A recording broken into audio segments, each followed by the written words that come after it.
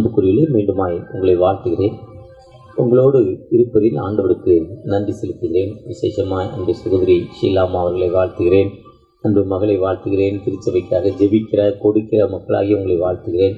இதனால் இந்த விடுதலை செய்தி என்பது விசேஷமாக மத்தேயு 24ஆம் அதிகாரத்தில் சொல்லிட்டாங்க. இந்த ராஜ்யத்துடைய இந்த சுவிசேஷம் சகல ஜாதிகளுக்கும் பிரசங்கிக்கப்பட வேண்டும். சகல ஜாதிகளுக்கும், ஒரு ஜாதிக்கு இல்லை. பொதுவாக ஒரு தலைவர் எடுத்தால் இந்த ஜாதிக்கு அந்த தலைவர் வந்தேன்பாங்க. ஆனால் எல்லா மக்களும் சந்தோஷம் பெற வேண்டும் என்பதற்காக, எல்லா மக்களுக்கும் மிகுந்த சந்தோஷத்தை கொடுப்பதற்காக இந்த கர்த்தராகிய கிறிஸ்துவின் இரட்சகங்களுக்கு நாவினூரிலே எந்த இடத்துல இருக்கு?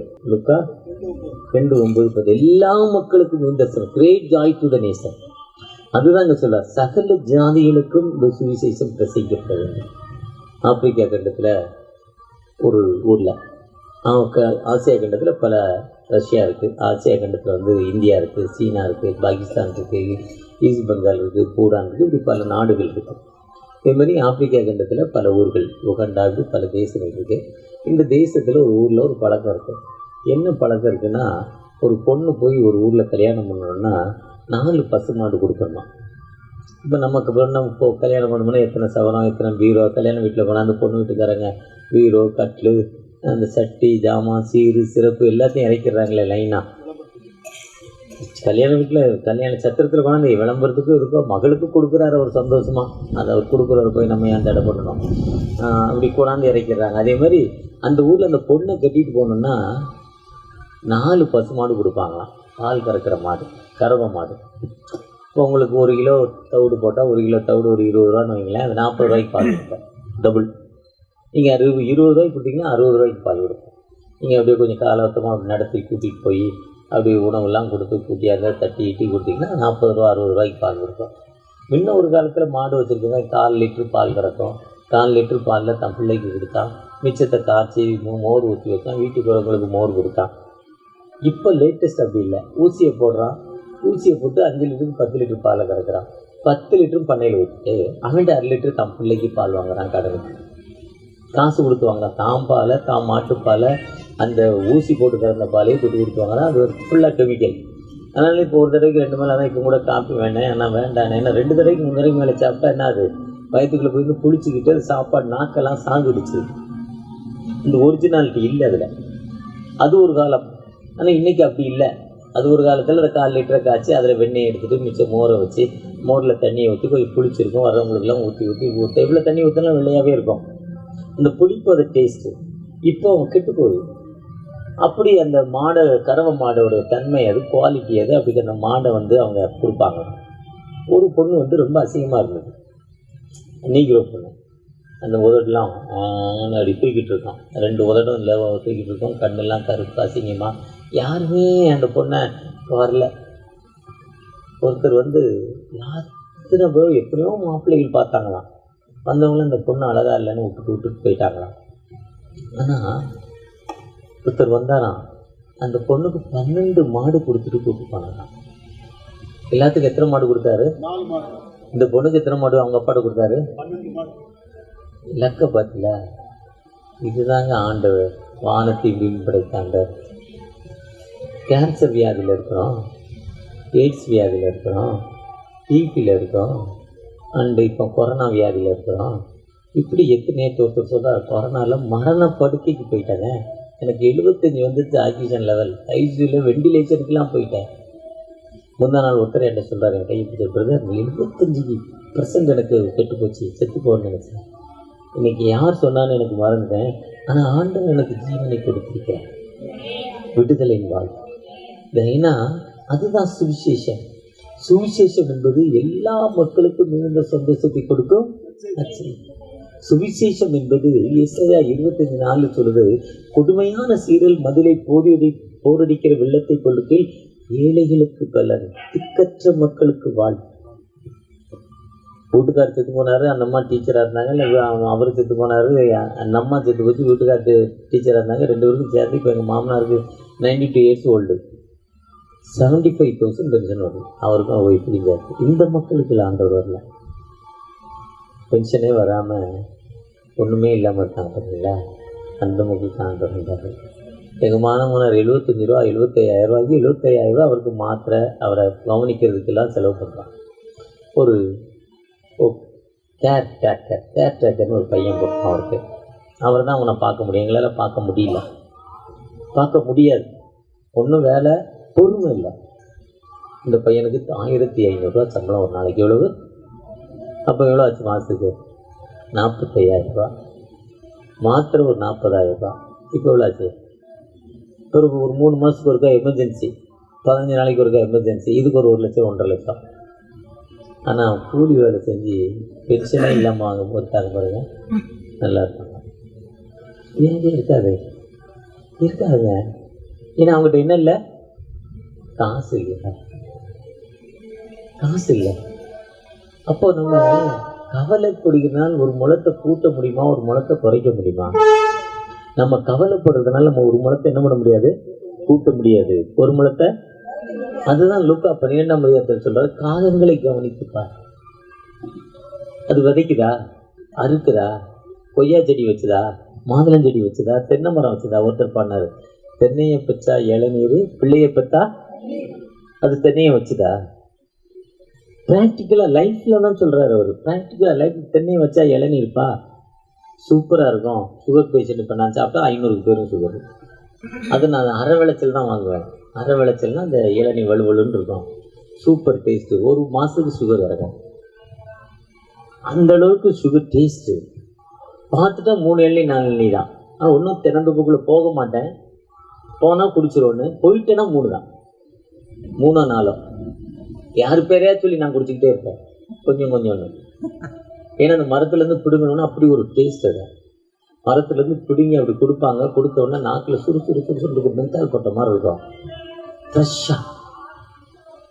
ஐயா இது நல்லா இருக்கும். தோட்டத்தில் இருக்க ஒரு சர்வன் சொல்லுவாள், ஐயா இதை குடிங்க, இதை குடிங்க. என் நிலைமை அவருக்கு என்னன்னு தெரியாது. தெரிஞ்சதுலேயும் எஜமான காக்கா பிடிக்கிறாரு.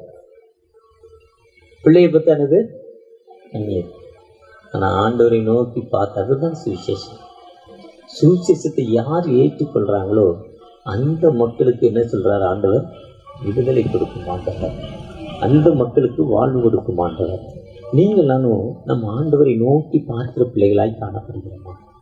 எப்பவுமே ஆண்டவரை நோக்கி பார்க்கிறப்போ ஆண்டவர் அதே காலத்தில் நேர்த்தியாய் செய்திருக்கிறார். சகோதரி சாட்சி சொன்னாங்க, 2 பேர் வந்தோம், 3 குழந்தை பிறந்தது, குழந்தை இறந்துச்சு.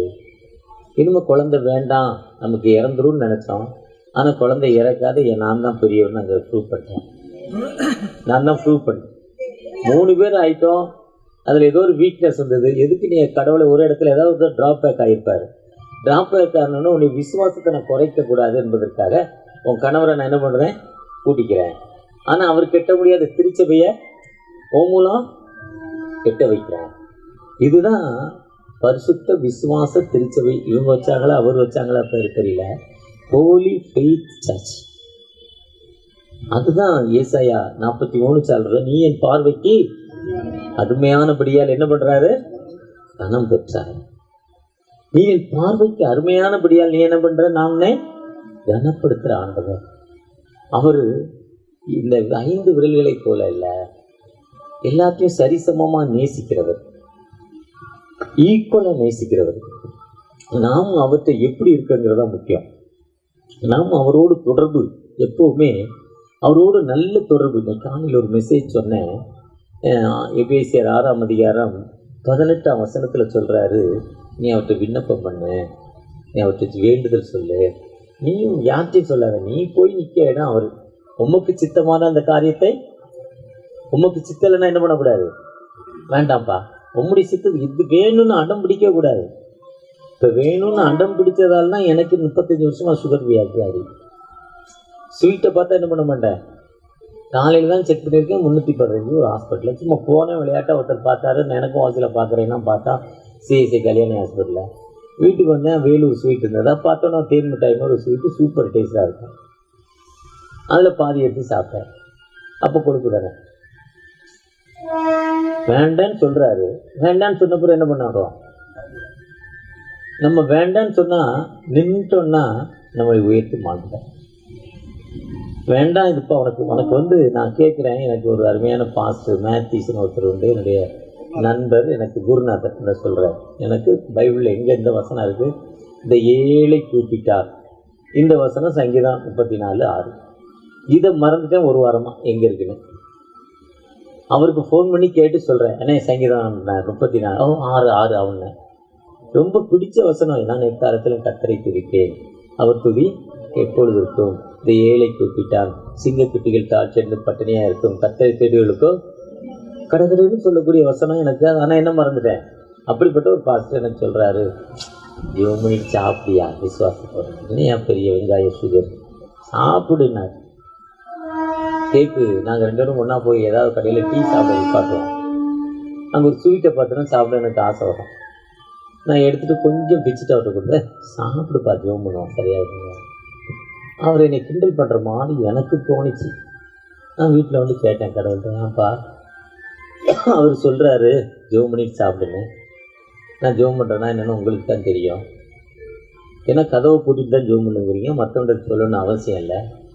எதுக்கு அப்படி சொல்கிறாரோ ஒரு நாள் வாக்கிங் போகிறப்பவே நினச்சிக்கிட்டு இருந்தேன். அப்போ அவர் சொன்னார், நீ ரொம்ப சாப்பாட்டு பிரியப்பா, உனக்கு ரொம்ப நாக்கின் சுவை ரொம்ப அதிகம், அதனால ரொம்ப நல்லா சாப்பிடுவேன். ரொம்ப எல்லாத்தையும் சாப்பிட்டோன்னா கொலஸ்ட்ரால் கூடி வால் வடைப்பாய் ஹார்ட் அட்டாக் வந்து 35-34 வயசில் என்ன ஆகி போவேன், செத்து போயிடுவேன். அதனால தான் உனக்கு என்ன இருக்குது, சுகர் இருக்குது. அதனால தான் உனக்கு சுகரை தந்திருக்கிறேன். கடவுள் என்னோடு பேசினார். ஒரு ஞாபகம், மெமரி டூ. கடவுள் பேசுகிறது நேரே வந்தார். டாக்டர் டிஜி தினகரன் சொன்ன மாதிரி 3 மணி நேரம் இயேசு கிறிஸ்து என்னோடு பேசினார். நான் அப்படி சொல்ல வரல. அவர் பரிசுத்தவார். உலக அளவில் இருக்க 9 பேரில் அப்போ இருந்த 9 தீர்க்கதரிசிகள் இருந்தாங்க, 9 வரம் பெற்றவங்க. அதில் ஒருத்தர் அவர். நம்ம அப்படி எவ்வளோ பெரிய ஆள் இல்லை. டாக்டர் டிஜி தினகரன் வரானா இப்போ கிரவுண்டில் போட்டிங்கன்னா 10 லட்சம் பேர் வந்துடுவாங்க. காரணம் கடவுளுடைய அபிஷேகம் அவர்கிட்ட இருந்துச்சு. அப்போ கடவுள் பேசுகிறார், நம்மகிட்ட சொல்கிறார், உனக்கு ஏன் எனக்கு ப்ரெஷர் தந்திருக்கேன், உனக்கு ஏன் கொலஸ்ட்ரால் தந்திருக்கேன், உனக்கு ஏன் தைராய்டு தந்திருக்கேன், உனக்கு ஏன் முட்டு தேய்மானத்தை தந்திருக்கிறேன், உனக்கு அந்த ஞாபகம் மருதியை தந்திருக்கேன், உன் கண்ணிலையும் தண்ணி ஊற்றி கொண்டிருக்கு. அதுக்கு ஆண்டவர் கேட்குறப்போ நம்மளோடு ஞாபகம், இதுதான் உன் காரணம், உன் வீக்னஸ் இந்த இடத்துல இருக்கு, அந்த வீக்னஸ் எடுத்து நீ போட்டுரு. ஏன்னா நீ என் பார்வைக்கு என்ன பண்ணாலும் அருமையானபடியால் நீ தரம் பெற்றார். நான் பார்வைக்கு அருமையானவர். எப்படின்னா கருப்பாக இருந்தாலும் அழகாக இருக்கான் பாரு, இவர் கலராக இருந்தாலும் வழுக்க மண்டையாக இருந்தாலும் அழகாக இருக்கும் பாரு. பாருங்க, மண்டையில் முடியே இல்லை, நல்ல டான்ஸ் ஆடுவார். இன்றைக்கி ஒரு டான்ஸ் வரலையா, கூட அது கால் இல்லையான்னு தெரியல. அவர் ஆண்டவருடைய சன்னிதானத்தில் நாம் எப்போவுமே ஒரு நல்ல மனிதர், நம்மை அவரை பிடிச்சிருக்கிறாரு. அந்த பரிசுத்தமான ஆண்டவர் சொல்கிறாரு, மற்ற ஆசாரியர்களை போல அல்ல. மற்ற ஆசாரியன் என்ன பண்ணுறான், அந்த ஹோலி இடத்துக்குள்ளே போகணும்னா தன்னை பரிசுத்தப்படுத்திக்கிறான். அதுக்கப்புறம் ஜனங்களுடைய பாவங்களுக்காக முன்பு எபிரேயர் 7:27 சொல்லுது, அவர் பிரதான ஆசாரியர்களைப் போல முன்பு சொந்த பாவங்களுக்கும் பின்பு ஜனங்களுக்கு பாவங்களுக்காக தன்னைத்தான் அவங்க போய் சொல்கிறாங்க. அதுதான் லூக்கா 1 அந்த சக்கரியா ஜனங்களுடைய பாவங்களுக்காக உள்ள போய் பலியிடுறாரு. அவருடைய பாவங்களுக்கு ஆண்டவர்கிட்ட சொல்கிறாரு. ஆனால் இயேசு கிறிஸ்து பாருங்க, பரிசுத்த மாசு இல்லாதவர், பாவிகளை கண்டு தூரமாக இருக்கிறவர். அவர் பாவிகளை கண்டு தூரமாக இருக்கிறவர் மட்டுமல்ல, அவர் மற்றவர்களுக்கு தன் வாழ்வை கொடுக்கும் ஆண்டவர். உங்களை நீ பரிசுத்தப்படுத்தி வாழ்வு கொடுக்க ஒரு ஜீவனுள்ள ஆண்டவர். அதுக்கு அந்த உலகத்திற்கு வந்தார். அவர் உலகத்திற்கு வந்த நோக்கமும் 9:6 சொல்கிறார். ஏசாயா 9:6, நமக்கு ஒரு பாலகன் பிறந்தார், அமைதி அரசர், சமாதானம். நமக்கு ஒரு பாலகன் கொடுக்கப்பட்டார், நமக்கு ஒரு குமாரன் கொடுக்கப்பட்டார், கர்த்தத்துவம் தோளின் மேல் இருக்கும். அவர் நாமம் அதிசயமானவர், அவர் ஆலோசனை கர்த்தர், வல்லமை உள்ள தேவன், நித்திய பிதா, சமாதான பிரபு. சமாதான பிரபு என்பது அமைதியின் அரசர் என்று பெயர். இந்த திருவிழியத்தில் பார்த்தீங்கன்னா அமைதி, அவர் வந்ததின் நோக்கமே அமைதியை கொடுப்பதற்காக. இந்த சட்டம்ல அவர் இருந்து வந்தோடனே எங்கே வந்தாலும் அமைதி. ஐயோ குடிச்ச என் லிவர் கெட்டு போச்சு. இயேசுவை நோக்கி பார்க்கிறப்போ அந்த கெட்டு போன லிவர் என்ன பண்ணுவார், சரி பண்ணி தருவார். இயேசுவை நோக்கி பார்க்கிறப்போ கெட்டு போன கண்களை சரி பண்ணி தருவார். இயேசுவை நோக்கி பார்க்கிறப்போ நம்மளால முடியாத வேலை செய்யக்கூடிய வல்லவர். கடந்த நாட்களில் 2-3 மெசேஜில் சொன்னால் சுகர் எனக்கு நார்மல் ஆகிக்குங்க. ஆனால் என்னை அறியாமல் நார்மல் ஆகிட்டுனா கொஞ்சம் கொஞ்சம் சாப்பிட்டுக்கிட்டே இருந்தேன்.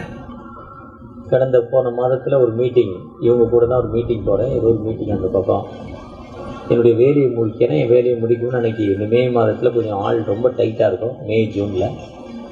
அதனால் ஒருத்தர் 2 பேர் வேலையை சேர்த்து பார்ப்பேன். கடைசியாக என் கைகள் வேலை செய்யலை, இப்படி நின்றுச்சு. என்னுடைய கால்கள் நின்றுச்சு. மீட்டிங் வரேன்னா அதோட ரெடி ஆகி மீட்டிங் காரில், ஏசி காரில் போய்கிட்டு இருக்க என்னுடைய கை கால்கள்லாம் வேலை செய்யலாம். இது தொடர்ச்சியாக ஒரு 4 நாள் 5 நாள் தொடர்ச்சியாக அது நடந்து கொண்டே இருக்குது. என் மனைவிகிட்ட சொன்னால் வெளியே விட மாட்டாங்க. மகா டாக்டர், மருமகன் டாக்டர், மகன் டாக்டர், மருமகள் டாக்டர், இவங்ககிட்டலாம் சொன்னால் வெளியே விட மாட்டாங்க. நான் கூட்டிக்கிட்டே ஒரு 1 லட்ச ரூபா செலவு பண்ணி ஒரு எங்கேயாவது படுக்க வச்சு ஃபுல் செக்கப் பண்ணுவாங்க. யார்கிட்டையுமே சொல்லலை. இந்த கை காலெல்லாம் இப்படி இப்படியே நிற்கிது, இப்படி இந்த வாதம் வந்து எனக்கு வந்த மாதிரி நிற்கிது.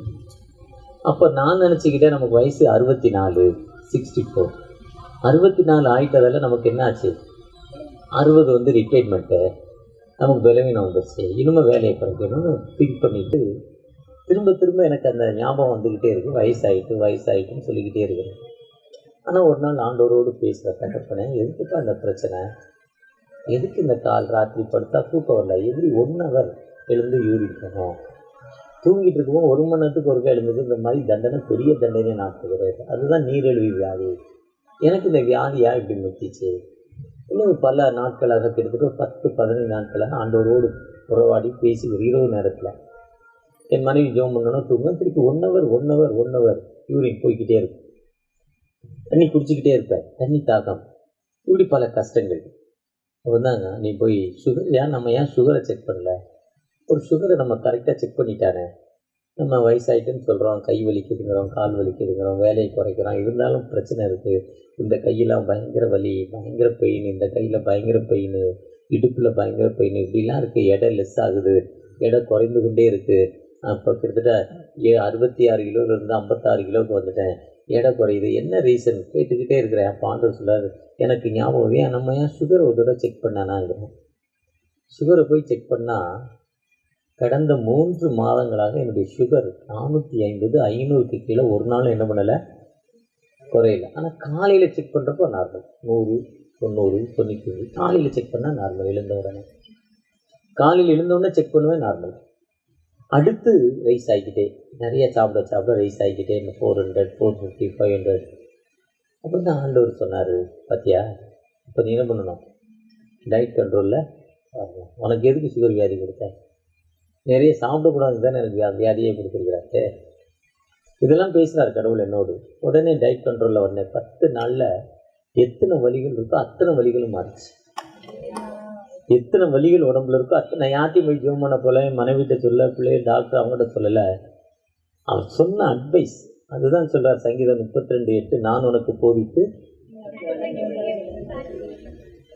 உண்மையில் கண்ணை வைத்து ஆலோசனை கொடுக்கிறேன், ஏன்னா நான் புரோஜனமானவங்களை உனக்கு போதிப்பேன். ஏசாயா 48:17. நான் உனக்கு போதிக்கிறதே புரோஜனமாக தான் இருக்கும் வாழ்க்கைக்கு. பொதுவாக வாழ்க்கையில் விடுதலை என்பது மளிகை கடையில் போய் வாங்குறதில்ல, எங்கேயோ ஒரு ஜப கூட்டம் நடந்து அங்கே போய் வாங்குறதில்ல, ஒரு பாசு தலையில் கை வச்சு ஜபம் பண்ணுறதுன்னா ஒன்றும் விடுதலை வராது. 1 லட்சம் பேர் போகிறாங்க, ஆனால் எல்லாத்துக்கும் 10 பேருக்கு தான் விடுதலை கிடைக்குது. ஏன் மிச்சம் 10 பேரை கழிச்சு மிச்சம் ஆட்களுக்கு 999,990 பேருக்கு எங்கே போச்சு விடுதலை? அந்த 10 பேர் விசுவாசத்தோடு ஜெபித்தாங்க.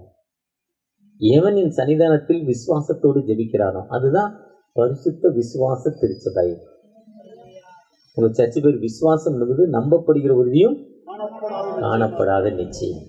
நம் விசுவாசத்தோடு எப்போ ஆண்டவரை நோக்கி பார்க்குறப்போ, இப்போ இந்த கூட்டத்துக்கு வந்திருக்கீங்க, எனக்கு இவ்வளோ பிரச்சனை இருக்குது, என் பிரச்சனைலேருந்து எனக்கு விடுதலை கிடைக்குமான்னு நீங்கள் ஆண்டவரை நோக்கி பார்க்குறப்போ நிச்சயமாக ஒரு விடுதலை கொடுக்குமாங்க.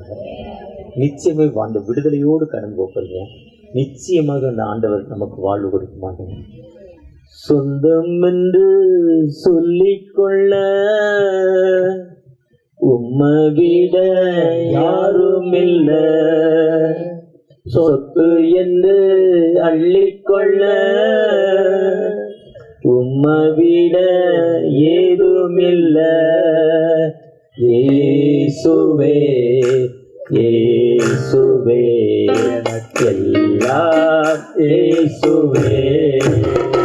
இந்த சுவிசேஷம் எங்க அறிவிக்கப்படுதோ, அறிவிக்கிற படத்துல யார் விசுவாசத்தோடு ஆண்டவரை நோக்கி பார்க்கிறாங்களோ, அந்த விசுவாசம், ஐயா இது நடக்குமா நடக்காதா, ஏன் நீங்க சொல்றீங்களே என் வாழ்க்கை ஏன் நடக்கக்கூடாது, இல்லை நான் அதை டெஸ்ட் பண்ணி பார்க்குறேனே, யார் சொல்றாங்களோ அந்த மக்களுக்கு ஒரு விடுதலை கொடுக்கும் ஆண்டவர், அந்த மக்களுக்கு வாழ்வு கொடுக்கும் ஆண்டவர். ஏன்னா விசுவாசம், அந்த சுவிசேஷம் என்பதை வாழ்வு கொடுக்கும் ஆண்டவர், வாழ்வு கொடுக்கும் ஆண்டவர். ஏன் நம்ம அவரை நோக்கி பார்க்கிறப்போ, பாஸ்டா இருக்கலாம், ஞானஸ்தானம் வாங்கின விசுவாச மக்களாக இருக்கலாம், ஆனால் ஞானஸ்தானம் வாங்காத மக்களாக இருக்கலாம், யாராக இருந்தாலும் ஆண்டவரை நோக்கி பார்க்கிறப்போ ஆண்டவர் நமக்கு வாழ்வு கொடுக்கும் ஆண்டவர், விடுதலை. அதுதான் அந்த சுவிசேஷம். இந்த சுவிசேஷத்துக்குள்ளே வரும்னா நீங்கள் நானும் என்ன செய்யணும்னா, ஒருத்தர் ஒரு ஷிப்பில் போய்கிட்டு இருந்தார். ஷிப்பில் அது லோடு, அதாவது யூட்டிலிட்டி ஷிப்புன்னு பேர். யூட்டிலிட்டினா 50% லோடு, 50% பேசஞ்சர். அந்த ஷிப்பில் 70% தங்க கட்டிகள் இருந்துச்சு, 70% கோல்டு. என்ன விலைன்னு தெரியும், 1 கிலோ இன்னைக்கு 3 கோடி 4 கோடி 5 கோடி 1 கிலோ, கிட்டத்தட்ட ஒரு 5000 கிலோ கோல்டு இருக்குது. மிச்சம் ஒரு 500 பேர் ஷிப்பு ஆட்கள் போய்கிட்டு இருக்காங்க. ஷிப்பு திடீர்னு பழுதுபட்டுருச்சு, ஒரு ஐஸ் கட்டி மோதி ஓட்டையாகிட்டு தண்ணி உள்ளே வருது. கேப்டன் சொல்கிறார், ஷிப்பு தண்ணிக்குள்ளே போகுது, லைஃப் போட்டிருக்கு, லைஃப் ஜாக்கெட் இருக்குது, அதை எடுத்து நீங்கள் தப்பிச்சிருக்கேன்னு சொல்கிறார். ஃப்ளைட்டில் போனவங்களுக்கு தெரியும், யாரெல்லாம் ஃப்ளைட் போயிருக்கீங்களோ தெரியல, யாராவது ஃப்ளைட்டில் போயிருக்கீங்களா, அங்கே இவங்கெல்லாம் போயிருக்காங்க. மக்களில் யாரும் போலியா, பாசமாக டூர் கூப்பிட்டு போவங்கெல்லாம் ஃப்ளைட்டில். அந்த ஃப்ளைட்டில் போகிறப்போ அவன் அந்த அந்த ஹேர் ஹோஸ்டர்ஸ் சொல்லுவாங்க, ஃப்ளைட் டேக்கப் ஆகும்னா அது என்னென்ன செய்யணும், எப்படி எப்படி இருக்கணும், அந்த 2 எமர்ஜென்சி கேட் இருக்குது, இப்படி இருக்குது இப்படி இருக்குன்னுவாங்க, 2 விங்ஸ் இருக்குன்னுவாங்க, இது நடக்கிற பூதின்னுவாங்க. இது நீங்கள் கடைசி அவங்களுக்கு ஏதோ அது பழுது ஏற்பட்டு ஆக்சிடெண்ட் ஆனால் லைஃப் ஜாக்கெட் சீட்டுக்கு அடியில் இருக்கிறத எடுத்து போடி இப்படி ஊதிட்டு குதிச்சிருங்கன்னுவாங்க. பாராசூட் மாதிரி குதிச்சிருங்க, தண்ணிக்குள்ளே விழுந்தாலும் சரி எங்கே விழுந்தாலும் சரி அது சொல்லுவாங்க. அதே மாதிரி அந்த கேப்டன் சொல்கிறாரு, இதில் லைஃப் ஜாக்கெட் இருக்குது, நீங்கள் எடுத்து தப்பிச்சிங்க. அதில் நம்ம ஐயா மாதிரி ஒருத்தர் திறமையானவர், நல்ல ஸ்விம்மிங்கில் ரொம்ப திறமை, ஃபஸ்ட் ப்ரைஸ், ஒலிம்பிக்கில் ஃபஸ்ட் ப்ரைஸ், ரொம்ப ஸ்பீடாக ஸ்விம் பண்ணுறவர், பல கிலோமீட்டர் ஸ்விம் பண்ணவர், நீண்ட தூரத்துக்கு ஸ்விம் பண்ணவர், ரொம்ப ஆழத்தில் நீந்தினவர். அவர் அதில் ட்ராவல் பண்ணியிருக்கார். அவர் என்ன பண்ணுறாரு, அவரும் கொதிக்கணும்னு ஒரு ஐடியா வருது. நம்ம ஸ்விம்மிங் தெரியுமே நினச்சிட்டு ஒரு 10 தங்க கட்டி, ஒரு கட்டியோட இடம் 1 கிலோ, 10 தங்க கட்டி எடுத்து இடுப்பில் கட்டிக்கிட்டார். இன்றைக்கி நிலைமைக்கு 50 கோடி. எவ்வளவு இடுப்பில் கட்டினா முதல் திறமையான 10 தங்க கட்டியை கட்டிக்கிட்டு அவர் ஸ்விம் பண்ண ஆரம்பிக்கிறாரு. குடிச்சிட்டாரு, ஆனால் அவரால் முடியல. அவருடைய எனர்ஜியெல்லாம் வேஸ்ட் பண்ணுறாரு. அவருடைய எனர்ஜியெல்லாம் வேஸ்ட் பண்ணி பார்க்குறாரு, தண்ணிக்குள்ளே தான் போகிறாரு, அப்படியே மேலே வர மாட்டேங்கிறார். அப்போ தான் அவர் திங்க் பண்ணுறாரு, எதுக்கு எனக்கு ஸ்விம் பண்ண முடியல, 10 தங்க கட்டியாண்டு இருக்குது, சரி 1 குறைச்சி பார்க்கணும். 1 குறைச்சி பார்த்தாரு, முடியல. 2 குறைச்சி பார்த்தாரு, கொஞ்சம் முடிஞ்சது. 3 முடிச்சு பார்த்தாரு, 4 குறைச்சி பார்த்தாரு, 5 6 7 8 9 1 இருக்கப்போ முடியல. 11 தூக்கி போட்டார், ஃப்ரீ ஆகிட்டார், போய்கிட்டே இருக்கார். இதுதான் வாழ்க்கை. வாழ்க்கையில் சுவிசேஷம் என்பது, நீ இயேசு உனக்கு விடுதலை கொடுக்கிறார், இயேசு உனக்கு வாழ்வு கொடுக்கிறார், இயேசு உனக்கு சுகம் கொடுக்கிறார், இயேசு உன்னை ரட்சிக்கிறார். ரட்சிப்பதற்காகவே இயேசு கிறிஸ்து உலகத்துக்கு வந்தார். அநேகரை மீட்கும் பொருளாகவே இயேசு கிறிஸ்து உலகத்தில் வந்தார். இயேசு தன்மைத்தாமே ஜீவ பலியாக ஒப்புக் கொடுப்பதற்காக இயேசு கிறிஸ்து வந்தார். அதில் அழகாக சொன்னார், நான் மற்ற பிரதான ஆசிரியர் தன்னுடைய சொந்த பாவத்திற்காக, தன்னுடைய சொந்த பாவங்களுக்கு மன்னிப்புக்கிட்டு மக்களுக்காக கேட்பாங்க. ஆனால் நான் பாவம் இல்லாத பரிசுத்தர் சொல்ல, எபிரேயர் 7ஆம் அதிகாரம் 24 27 வசனத்தை பார்த்தீங்கன்னா, 24 நான் பரிசுத்தர், நான் மாசு இல்லாதவர், பாவிகளோடு எனக்கு உறவில்லை, நான் இந்த பூமியும் வானமும் எனக்கு அப்பாற்பட்டது, நான் அப்படிப்பட்ட ஒரு மனிதன் உங்களோடு இருக்கிறேன்னு சொல்றார். ஏசாயா 7 24 25 26 இன்னைக்கு காலையில் நான் பல முறை வாசிருக்கேன். ரொம்ப ஒரு பிரியமான வார்த்தை. இப்படிப்பட்ட ஒரு பிரதான ஆசிரியர், இன்னைக்கு பிஷப்னா நிறைய பேர் இப்படி அங்கி போட்டு இப்படி தொப்பி வச்சுக்கிட்டு இப்படிலாம் இருக்காங்க. இவங்கெல்லாம் பிரதான ஆசிரியர், பிஷப். பிரதான ஆசிரியர் பிஷப் என்று பெயர். எதுக்கு பிஷப்னே தெரியல, எதுக்கு அவங்க அப்படி இருக்காங்கன்னே தெரியல. இவர் கூட இருக்க, எங்க கூட இருக்க 100 பேர் பிஷப்பா இருக்காங்க. இவர் வேணான்ட்டாரு, ஏன்னா ஒரு தலை சின்னதா இருக்கு, தொப்பி வைக்க முடியல. இங்க வாசிங்க, எபிரேயர் 7ஆம் அதிகாரம் 24ஆம் வசனத்தை வாசிங்க.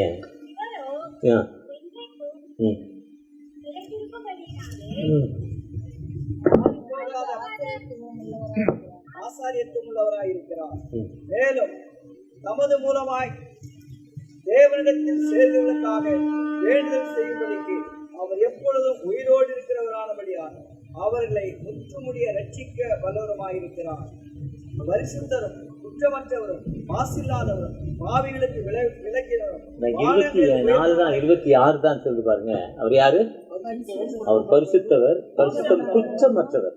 அவர் சொல்றாரு, என்னிடத்தில் பாவம் உண்டு என்று உங்களுக்கு யாராவது சொல்ல முடியுமா கேட்கிறார். யாராவது அப்படி கேட்டிருக்காங்களா? எந்த தலைவரும் எந்த பிஷப்பும் எந்த பாஸ்டும் கேட்க முடியாது. இதே மாதிரி இன்னைக்கு 2 பிரசங்கம், நாளைக்கு 5 பிரசங்கம் இருக்கு. எத்தனை இருந்தாலும் நான் கேட்க முடியாது. எனக்கு குற்றம் இல்லைன்னு உங்களை சொல்ல முடியும், எனக்கு கேட்க முடியாது. சொல்லிடுவாயோ நீ யாருன்னு எனக்கு தெரியும், காரியாண்டுவாரு பாஸ்டர் டைரக்டாவே சொல்லுவார். ஆனா அவர் பரிசுத்தர், குற்றமற்றவர். இது மாசில்லார். மாசே அவர் மேல இல்லை, அழுக்கே அவர் மேல இல்லை. மாசு இல்லாதவர், பாவிகளுக்கு எண்ணிக்கிறாரு. அந்த இளையகுமாரன் போயிட்டான், கவலைப்படவே இல்லை. ஐயோ என் பிள்ளை போயிட்டான், என் பிள்ளை ஒரே பண்ணல அவர். ஆனா அவன் என் தகப்பன் வீட்டுல மேல பார்த்தான், பரத்துக்கு விரோதமாய் உமக்கு விரோதமாய் பாவம் செய்தேன்னு அழுத பொழுதுதான் அவனை சேர்த்து குளிப்பாட்டி புது ட்ரெஸ் கொடுத்து கையில மோதிரம் கொடுத்து புது செருப்பு போட்டு கையில தடி கொடுத்து அதான் பாவம் மன்னிப்பு நிச்சயம். எப்போ நினைச்சானோ. அதுக்கு முன்ன அவர் என்ன பண்ணல, அங்க பிள்ளை பத்தி கவலைப்பட்டாரா? கஞ்சா அடிச்சான், ஐயோ என் பிள்ளை கஞ்சா அடிச்சானே, போலீஸ் ஸ்டேஷன்ல இருக்கானேன்னு கவலைப்பட்டாரா? ஏதாவது சொத்தை இட்ட கொட்டையை வச்சு இல்லை ஏதோ தண்டல் இண்டல் வாங்கி பிள்ளைய போய் எப்படியா கூட்டிட்டு கவலைப்பட்டாரா? டோன்ட் வரி, கவலைப்படாது. இன்னைக்கு நிறைய பிள்ளைகள் நம்ம கெடுத்துக்கிட்டு இருக்கோன்னா, சும்மா எங்கள் கம்மல்ல ஒரு அம்மா வேலை செய்கிறாங்க, ஏழை பிள்ளைக்காக வாழ்ந்து வாழ்ந்து ஓடாய் தேய்ந்து போனவள். 500 ரூபா 600 450 500 ரூபா சம்பளம் வாங்குறது, அப்படியே தண்டல் கட்டுறாங்க. 2 மாதத்துக்கு ஒருக்கா போலீஸ்காரங்க விட்டு போயிடுவாங்க. கஞ்சா விற்றாங்க, கஞ்சா கொண்டு போனாங்க. கடன் எதனை வாங்கி கொடுத்து கூப்பிட்டு வரோம். ஒரு ட்ரிப் விட்டுட்டு வாங்க, இன்றைக்காவது திரும்பி வர அன்றைக்கி வரட்டுன்னு வாங்க, கூப்பிட்டு வாங்க, திரும்பி வாங்க. எப்படியாவது எங்கள் அம்மா என்ன பண்ணுவாங்க, நீங்கள் யாராவது செஞ்சு என்ன பண்ணணும், எனக்கு ஏன் இது ஞாபகம் வந்ததுன்னு தெரியல. ஏன்னா குற்றமற்றவர். பாவிகளுக்கு என்ன நிற்கிறாரு? ஆனால் வந்ததின் நோக்கம் 1 தீமோத்தேயு 1:15 அநேகரை மீட்கும் பொருளாய் எல்லா மனிதரும் ரட்சிக்கப்பட வேண்டும். 1 தீமோத்தேயு 2ஆம் அதிகாரம். மத்தேயு மார்க் 10 மத்தேயு 20 எல்லாரையும் மீட்கும் பொருளாய். ஆனா அவன் திருந்தணும், அவன் மனசுல நான் வரக்கூடாதுங்கிற அந்த எண்ணம் அவனுக்கு வரணும். அப்பந்தான் அவர் என்ன பண்றாரு? விடுதலை கொடுக்கிறார். அதுவரையும் அவர் என்ன பண்ணல? விடுதலை கொடுக்கல. நம்ம எப்போ திரும்பி பார்க்க அதுதான் மனம் திரும்புங்கள், மனம் திரும்ப அப்பொழுது ரட்சிக்கப்படுவீர்கள். துர்க்குணத்தை விட்டு மனம் திரும்பு. அப்போஸ்தலர் 8ஆம் அதிகாரம் 22ஆம் வசனம் சொல்றார், துர்க்குணத்தை விட்டு திரும்ப, ரிட்டன் டு மீ. எசேக்கியேல் 18:32 திரும்பு, கர்த்தரிடத்தில் திரும்புங்கள். ரிட்டன் டு மீ, என்னிடத்தில் திரும்புங்கள். ரிட்டன் டு தி லார்ட், ஆண்டவர்கிட்ட திரும்புங்க. அதுதான் சுவிசேஷம். ஒருவேளை சர்ச்சைக்கு வந்து பாஸ்டர்மா சொன்னாங்க, பாஸ்டர் சொன்னாங்க, ஞானஸ்தானம் எடுத்து வெள்ளை சேலை கட்டினோன்னு சுவிசேஷம் இல்லை. அதெல்லாம் சுவிசேஷம் இல்லை. ஞானஸ்தானம் என்பது உலக பிரகாரமான ஒரு அடையாளம். கண்டிப்பாக வேணும். திருச்சபையில் மெம்பராக இருக்கு ஞானஸ்தானம் வேணும். இது நிறைவேற்றும்படி இதை செய்ய நான் ஒப்பு கொடுக்குறேன்னு சொல்றான். அதுக்கு அடையாளம் என்னன்னு கேட்கிறப்போ, நீ திரும்பு, மனம் திரும்பு, ரிட்டர்ன் பண்ண. 2 ட்ரெஸ் இருந்தா ஒரு ட்ரெஸ்ஸை கொடுத்துரு. ஏற்றையா பொய் கேஸ் போட்டா பொய் கேஸை விட்டுரு, பொய் கேஸ் போடாத சொல்றாரு தெளிவா. இதுதான் சுவிசேஷம். அந்த சுவிசேஷம் என்பது நாம் எப்படி விசுவாசத்தோடு பார்க்கிறோமோ, அவர் குற்றமற்றவராக. அடுத்து வாசிங்க அந்த வசனத்தை. அவர் வானங்கள் என்ன பண்றாரு? வானம் எங்க இருக்கு? நீ பிளைட்ல போய் பாருங்க, வானம் தெரியாது, மேகமா தெரியும். அதுக்கு மேலே வானம் இருக்கு. பிளைட்டு, பெரிய பிளைட் வந்து 6500 அடி போகுது. சின்ன பிளைட்டு ஒரு 4500 அடி போகுது. 4500 6000 அடிக்கு, அதாவது கொடைக்கானல் மேலே 6000 அடி. அதுக்கு மேலே ஜஸ்ட்டாக கொஞ்சம் தான் மேலே போகும். அந்த பகுதியில் அது போகாது, மலை இருக்க பகுதியில் தள்ளி போயிடும். ஜெட்டு வந்து ஒரு 10,000 அடி உயரத்துக்கு போகும். அங்கே போய் நீங்கள் ஜெட்லேருந்து அந்த ஜன்னல் வழியாக பார்த்தா, ஜன்னல்னா ஒரு கண்ணாடி இருக்கும், வேறு ஒன்று லேசாக எட்டி பார்த்தீங்கன்னா அப்படி கோடு கூடா ஒரு மாதிரி மஞ்சள் கலராக ஒரு மாதிரி பூமி தான் தெரியும், ஒன்றும் தெரியாது. வானமே தெரியும். வானம் எங்கே இருக்குன்னா மேலே இருக்குது, அவ்வளோதான். பார்த்துருக்கோமா? வானத்தை பார்க்கல, யாருமே பார்க்கல. ஆனால் அதற்கும் மேலானவர். அவர் யாரு? அதற்கும் மேலானவர். இவ்விதமான பிரதான ஆசையா நமக்கு ஏற்றவராயிருக்கிறார். யாரு கூட இருக்கிறாரு? இந்த சுவிசேஷம் என்பது நாம் அவர்கிட்ட போய் தகப்பனே எனக்கு வாழ்வு கொடுங்கன்னு கேட்கிறப்போ நிச்சயமாகவே ஒரு விடுதலை கொடுத்துருந்தாங்க. அதான் சொல்றாரு, உனக்கு என்ன பிரச்சனை இருக்கோ கவலைப்படாத, வீட்டுக்கு போ, உன் கதவு மூடு, ஒட்டி போடு, ஜோம் என்கிட்ட சொல்லு, பரம்பரைக்கு எங்களுக்கு ஏதாச்சு எவன்லி மை ஃபாதர், நீங்கள் என்கிட்ட வாங்க, என் பாவங்களை மன்னிங்கப்பா, எனக்கு விடுதலை கொடுங்கன்னு கேட்குறப்போ ஒரு சண்டு சகோதரி, எல்லாத்துக்கும் தெரிஞ்ச சம்பவம் அது, உலகத்திற்கே வாட்ஸ்அப்பில் வந்த சம்பவம். ஒரு 5 வருஷத்துக்கு முன்னால் கேன்சர் வியாதி. பக்கத்து ஊரில் ஒரு டாக்டர்கிட்ட 5 லட்சம் கொடுத்தா கேன்சரை சரி பண்ணிடுவாங்க. அடுத்த வேளை சோறு இல்லை, ஆனால் கேன்சருக்கு எப்படி 5 லட்சம் கொடுக்க முடியும்? இப்படிப்பட்ட நிலைமையில் இந்த சகோதரி இருக்கிறப்போ ஒருத்தர் வந்து அவங்க வீட்டை தட்டிட்டு, ஏம்மா அந்த பக்கமாக வந்தேன், நான் போக வேண்டிய இடம் இப்படி மழை வந்துடுச்சு, பல மணி நேரமாக மழை பெய்யுது, இருட்டு, வழி தெரியல, பசி, ஒன்றும் முடியல, நானே கார் ஓட்டிகிட்டு வந்தேன், டிரைவர் கிடையாது, நான் தான் நம்ம வேறு வெளியூருக்காரன், அதனால் எனக்கு கொஞ்சம் உதவி, தண்ணி கொடுங்க, ஏதாவது சோறு இருந்தால் கொடுங்கன்னு கேட்டார். ஒரே வீடு இருந்தது, அதை போய் தட்டினார், ஓலை வீடு. அந்தம்மா கதவை திறந்துட்டு கேட்டோன்னா, ஐயா வாங்க உட்காருங்கன்னாங்க.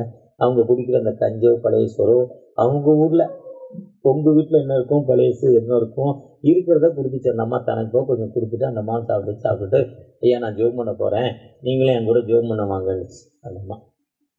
அவர் சொன்னார், எனக்கு கடவுள் மேலே நம்பிக்கை தான், செய்யும் தொழிலே தெய்வம், நான் வேலை செஞ்சால் தான் சாப்பிட முடியும், வேதம் சொல்லுது, வேலையில் அசதியாக இருப்பவன் அழிமனுக்கு சபிக்கப்படல. அழிமன்னா அழிவுக்கு நேரே கடத்தி செல்றவன். அதாவது நீதிமொழிகள் 18:9, நீதிமொழிகள் 22:21, தன் வேலை ஜாக்கிரதை கண்டையானால் நீசருக்கு முன்பாக நிற்காமல் சோம்பேறி போய் அறுப்பில் போய் பிச்சை கேட்டாலும் அவனுக்கு பிச்சை கிடைக்காது. கதவு நீ படுத்துக்கிட்டு தூக்கத்தை தூங்குறவன் சோம்பேறின்னு சொல்கிறார்.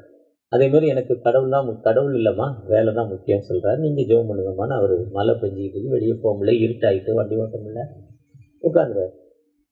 அந்த அம்மா கையிலேயே வானத்துக்கு நேரே தூக்கி ஜோம் பண்ணுது, அப்பா எனக்கு கேன்சர் வியாதி, சாகிற நிலமை, பக்கத்து ஊரில் ஒரு டாக்டர் இருக்கார், 6 லட்ச ரூபா ஃபீஸு, 6 லட்சம் என்கிட்ட இல்லை, 6 ரூபா கூட இல்லை, அங்கே 6 லட்சத்துக்கு போகிறதுக்கே வழி இல்லை, இறங்குங்க.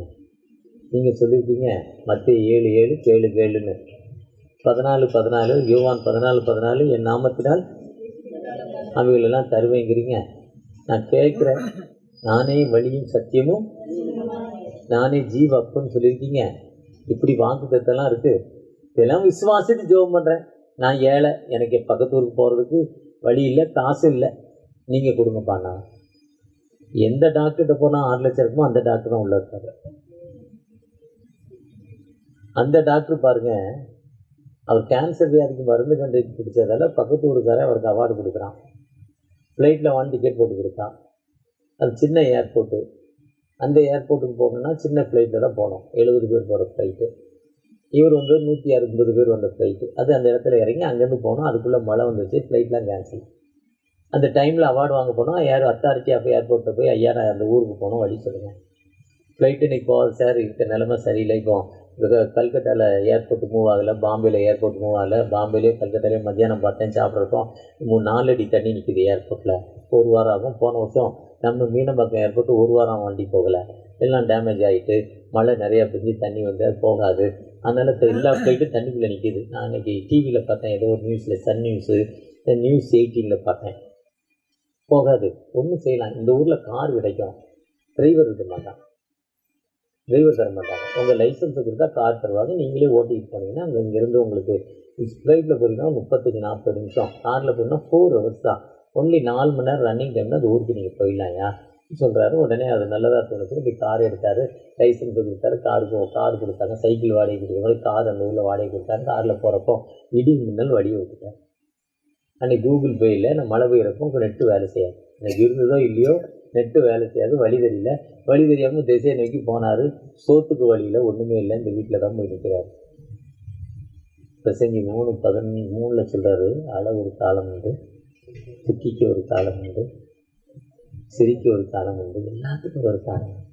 அதன் காலத்தில் நேர்த்தியாய் செய்திருக்கிறார். 3:12 சொல்ற மகிழ்ச்சியாய் இருக்குது. பிரசங்கி 3:9 சொல்றாரு, 3 சொல்றாரு, உன் சுய புத்தி மேல் சாயாமல் முழு இதயத்தோடு கர்த்தரில் நம்பிக்கையாயிருந்து அவரே நீ என்ன பண்ணணும் நினைச்சு கொள்ளலாம். அந்த 5-9 வசனங்கள் பல முறை சொன்னாலும், எத்தனை முறை சொன்னாலும் என் சுய புத்தி எனக்கு வாழ்வு கொடுக்காது. இதை செஞ்சா இது கிடைக்குங்கிறார்கள். கர்த்தருடைய நாமத்தினால், the name of the Jesus, அதுக்கான சுவிசேஷம். இந்த சுவிசேஷம் என்பது விசுவாசத்தோடு நம்ம மனம் திரும்பி ஏற்றுக்கொள்றப்போம் அதுக்கு விடுதலை கொடுக்க ஆயத்தமுள்ள தகப்பனாய் காணப்படுகிறார். எப்போ நம்ம விசுவாசத்தோடு தகப்பனே எனக்கு விடுதலை, ஐயா நீங்கள் பிரசங்கிக்கிறீங்க, நீங்கள் வசதியாக இருக்கீங்க, நீங்கள் காரில் வந்திருக்கீங்க, உங்களுக்கு இதெல்லாம் தெரியுது, நாங்கள் ஏழை, எங்களுக்கு ஜெபம் பண்ண தெரியாது, எங்களுக்கு பிரசங்கிக்க தெரியாது நீங்கள் சொல்லலாம். ஆனால் அது இல்லை. விசுவாசம் உள்ள மனிதன் தான். விசுவாசோட ஜெபம் நீங்களே விசுவாசம், ஃபெய்த்து தான். படிப்பு வேண்டாம், பாஸ் ஆக வேண்டாம், அந்தஸ்து வேண்டாம், பணம் வேண்டாம். விசுவாசத்தோடு நீங்கள் கேட்குறப்போ இந்த வசனம் சொல்லுது, அந்த வசனத்தை யார் விசுவாசித்து கேட்குறாங்களோ அந்த மக்களுக்கு என்ன பண்ணுறாரு? விசுவாசம், அதான் ஃபெய்த்து. நம்ம பார்க்காத ஆண்டவர். நீங்கள் ஒருவேளை வேதனையோடு இந்த விடுதலை கூட்டத்துக்கு வந்திருக்கலாம். இப்போ அவங்க 4 வருஷம் இல்லை 3 வருஷம்லாம் அந்த ஐயாவுடைய நினைவு நாள் கூட்டம் சொல்லலாம். அவங்க 3 வருஷங்கிறாங்க. அப்போ நிச்சயமாக அதோடைய நினைவு நாள் கூட்டம் இல்லை, விடுதலையின் கூட்டம். இந்த விடுதலையின் கூட்டத்தில் ஒரு குறிப்பிட்ட ஒரு 30 பேர் 35 பேர் தான் இருப்பாங்க. என் நாமத்தினால் 2-3 பேர் எங்கே கூடியிருக்கீங்களோ நாங்கள் இருக்கிறேன்னு சொல்கிறார். அந்த ஆண்டவர் நமக்கு வாழ்வு கொடுப்போம், ஜீவனுள்ள ஆண்டவர். அந்த ஆண்டவர் உங்களை உயர்த்தும் ஆண்டவர். அவர்கிட்ட தகப்பனே எனக்கு ஒரு விடுதலை கொடுங்க, என்னை ஆசீர்வதிங்க, உங்களுடைய கிருபையை தாங்க தகப்பனை நோக்கி பார்க்குறப்போ நிச்சயமாக உங்களை உயர்த்தும் ஒரு உயிருள்ள ஆண்டவர் நம்மோடு கடந்து வந்திருக்கா. ஒரு விஷயத்தில் எங்களை ஆசீர்வதிங்க தகப்பனே என்று மாற்றோமா? இயேசு கிறிஸ்துவின் அன்பு என்று மாறாதது, இயேசு கிறிஸ்துவின் கிருபை என்று குறையாதது, இயேசு கிறிஸ்துவின் அன்பு. ஆம் தகப்பனே, எங்களை மீட்டுக் கொள்வதற்காக, எங்களுக்கு வாழ்வு கொடுப்பதற்காக தன்னுடைய சொந்த ரத்தத்தை சிந்தி வந்தீங்கப்பா. பிரதான ஆசாரியர் தன் பாவங்களுக்காக முதலாவது ரத்தம் சிந்துறாங்கப்பா. யாத்திராம் 29ஆம் அதிகாரத்தில். பின்பு அநேக மக்களுடைய பாவங்களை ரட்சிக்கிறாங்க. ஆனால் நீ சொந்த ரத்தத்தை சிந்தி எங்களை மீட்டுக் கொண்டீங்கப்பா. நாங்கள் எங்களுடைய ரத்தத்தை சிந்தவே வேண்டாம்ப்பா. உம்முடைய ரத்தத்தை சிந்தி, ரத்தம் சிந்தலாம் பாவம் மன்னிப்பு இல்லைப்பா. ஒரு விஷயம் கூட அப்படி ரத்தத்தை சிந்தி நீர் எங்களுக்கு விடுதலை கொடுத்துருக்கீங்க. இயேசுவின் ரத்தம் ஜெயம், இயேசுவின் ரத்தம் ஜெயம் என்று யாரெல்லாம் சொல்லி ஜெபிக்கிறாங்களோ அந்த மக்களுக்கு ஒரு விடுதலைப்பா. அந்த மக்களுக்கு ஒரு அற்புதம் தகப்பனே. ஒரு விதமான நீ பெயின் தகப்பனே, முட்டு வலி தகப்பனே. ஐயா சரியான முட்டு வலிப்பா, ஏற முடியல இறங்க முடியலப்பா. நீங்கள் ஒரு விடுதலை தரமானீங்களா? ஏக்கத்தோடு ஜெபிக்கிற அந்த அன்பு மகளுக்காக தகப்பனே. ஒரு விதமான கட்டி, கேன்சர் கட்டிப்பா, அதுலேருந்து எனக்கு விடுதலை கிடைக்காதா? ஏக்கத்தோடு ஜெபிக்கிற அந்த அன்பு மகளுக்காகப்பா. ஒரு விதமான மூச்சு வாங்குதுப்பா, அப்பப்போ மூச்சு வாங்குதல் இருக்குப்பா, எனக்கு விடுதலை கிடைக்காதா? ஏக்கத்தோடு ஜெபிக்கிற அந்த அன்பு மகளுக்காக. குடும்பத்தில் அமைதி இல்லை, கணவரோடு போராட்டம், குடித்து வந்து என்னை அடிப்பா, அந்த கணவர் ஒரு ரட்சிக்கப்பட மாட்டாரா? ஏக்கத்தோடு ஜெபிக்கிற அந்த அன்பு மகளுக்காக தகப்பனே. ஒரு விசை கூட தகப்பனே, குடும்பத்தில் என் கணவர் என்னோடு இல்லப்பா, தனியா இருக்கிறாங்க, நாங்க தனியா இருக்கிறோம், பிள்ளைகளோடு நான் என்ன செய்வது? ஏக்கத்தோடு அழுது கொண்டிருக்கிற அந்த அன்பு மகளுக்காக தகப்பனே. ஒரு விசை கூட மனமிறங்கப்பா. உம்முடைய பிரசனை எங்களோடு வரட்டும்பா, உம்முடைய கிருபை எங்களோடு வரட்டும், உம்முடைய இரக்கம் எங்களோடு வரட்டும். உம்மை நோக்கி பார்த்த முகங்கள் ஒரு காலம் வெட்கப்பட்டு போனதில்லப்பா. நாங்கள் உம்மை நோக்கி பார்க்கிறோம். இயேசுவே, தாவீதின் குமாரனே, son of David, please help me, please help me.